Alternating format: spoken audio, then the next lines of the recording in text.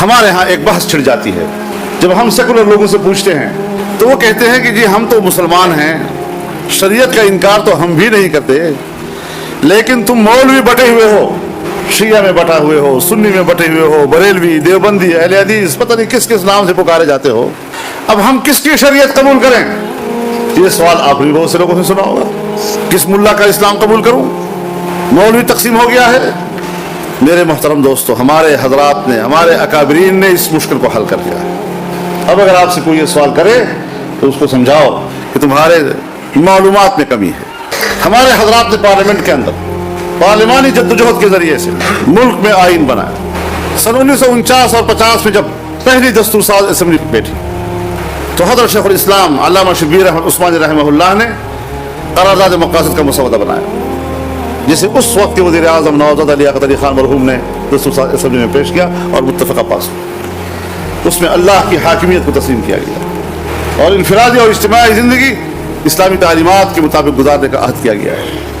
عوام کے نمائندوں کے ذریعے اسلامی قوانین کو نافذ کرنا، اس کو اپنے لیے امانت تصور کرنے کی بات کی گئی ہے، اور پھر اس میں اقتصادی نظام کے اصول اور اس میں خارجہ تعلقات کے اصول، مقاصد۔ لیکن ہمارے ملک میں آئین بن ہی نہیں رہا، اب کیا کریں؟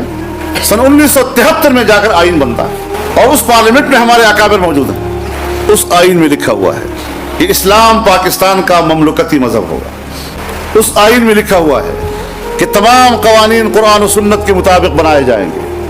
اس آئین میں لکھا ہوا ہے کہ قرآن و سنت کے منافی کوئی قانون نہیں بنے گا، اور اسی آئین کے تحت ایک اسلامی نظریاتی کونسل قائم کی گئی۔ اسلامی نظریاتی کونسل کے اراکین کون ہوں گے؟ اس کے اندر ماہرین قانون بھی ہوں گے اور ماہرین شریعت بھی ہوں گے، اور ماہرین شریعت میں تمام مکاتب فکر کی نمائندگی ہوگی، اور پھر یہ کونسل جو قرآن و سنت کے مطابق سفارشات پیش کرے گی اس کے مطابق قانون سازی ہوگی۔ اب ہم کہتے ہیں کہ جمعیت علماء اسلام کے ہم منشور کی بات نہیں کر رہے، ہم دیوبندیوں کے طرز فکر کی بات نہیں کر رہے، ہم بریلویوں کی بات نہیں کر رہے، ہم شیعہ سنی کی بات نہیں کر رہے، ہم فرقوں کی بات نہیں کر رہے، ہم مذہبی جماعتوں کی بات نہیں کر رہے، ہم اس آئینی ادارے کی بات کرتے ہیں جس کو اسلامی نظریاتی کونسل کہا جاتا ہے، اور اس کے اندر جو متفقہ سفارشات ہیں ان سفارشات کی بنیاد پر قانون سازی کا آغاز کیا جائے۔ جھگڑا ختم ہو گیا ہے۔ لیکن جب ہم ایک چیز پر عمل نہیں کرتے تو اگلی نسل آتی ہے، پھر اس سے بعد اگلی نسل آتی ہے، ان بیچاروں کو پتہ ہی نہیں ہوتا کہ ہمارے ملک کا آئین کیا ہے، پھر وہ بندوق اٹھا لیتے ہیں۔ اب جب بندوق اٹھاتے ہیں تو یہ تو انتہا پسند ہیں، یہ تو شدت پسند ہیں، یہ تو بندوق کی گولی کے زور سے ہم پر شریعت منواتے ہیں۔ بابا ہم آپ سے اتفاق کرتے ہیں کہ بندوق کی گولی سے شریعت نہ منوایا جائے، کوئی جھگڑا ہمارا آپ سے اس بات پہ نہیں ہے، لیکن پارلیمنٹ کے ذریعے اور قانون ساز ادارے کے ذریعے قوم کو شریعت دینا، اس کے کیا مجرم آپ لوگ نہیں ہیں؟ اگر وہ بندوق اٹھانے کے مجرم ہیں تو آپ جمہوری راستے سے اور پارلیمنٹ کے ذریعے اور قانون ساز ادارے سے ملک کو شریعت کا قانون نہ دینے کے مجرم ہیں۔ تو کوتاہی کو ایک طرف سے نہیں ہے، تم آپ ملک کا آئین نہیں مانیں گے، یہ تو میثاق ہے، قومی میثاق، ہم نے عہد و پیمان اس آئین کے اوپر کیا ہے۔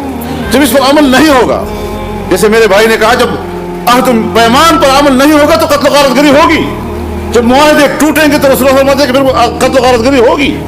تو ہمارے ملک کے اندر افراتفری اور قتل و غارت گری کا سبب ہمارے وہ حکمران ہیں، وہ سیاسی قوتیں ہیں کہ جو مسلسل شریعت اسلامیہ کی قانون سازی کے ساتھ رکاوٹ بنتے ہیں۔